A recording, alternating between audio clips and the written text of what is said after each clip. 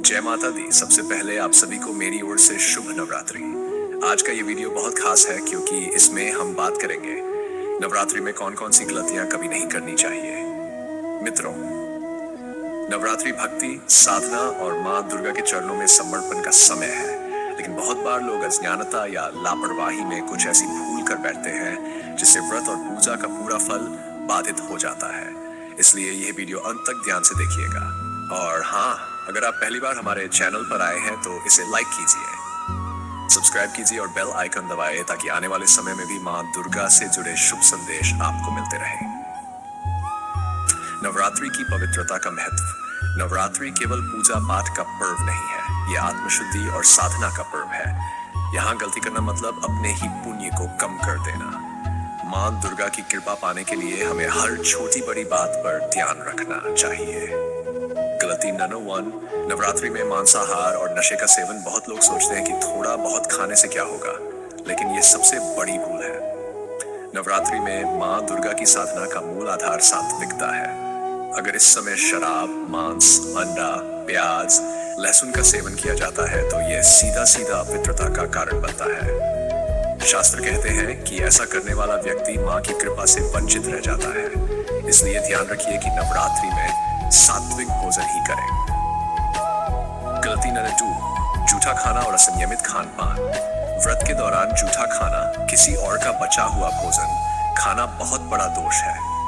कई लोग व्रत में भी ज्यादा तली भुनी चीजें खा लेते हैं जो सेहत को नुकसान पहुंचाती है। साधना में संयम जरूरी है। नियम है, कम खाए, सात्विक खाए और माँ का स्मरण करते हुए खाए।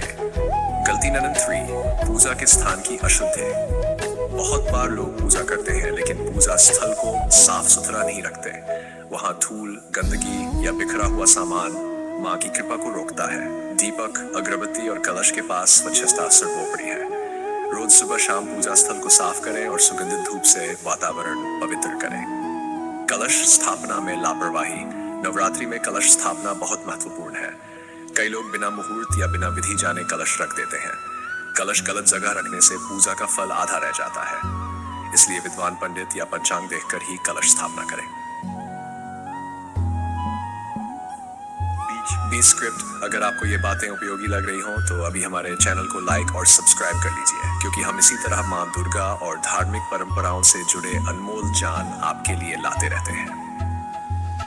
गलती नंबर 5, व्रत के दौरान झूठ बोलना या गाली गलौज करना। व्रत केवल भोजन त्यागने का नाम नहीं है, ये मन और वाणी की शुद्धि है। अगर कोई व्यक्ति माँ की भक्ति करते हुए भी गुस्सा करता है, झूठ बोलता है या दूसरों का अपमान करता है तो उसका व्रत अधूरा हो जाता है।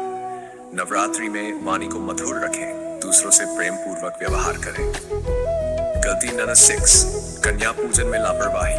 नवरात्रि के अंतिम दिनों में कन्या पूजन का विशेष महत्व है। बहुत लोग इसे औपचारिक मानकर कर लेते हैं, लेकिन वास्तव में कन्याओं में ही माँ दुर्गा का स्वरूप माना जाता है।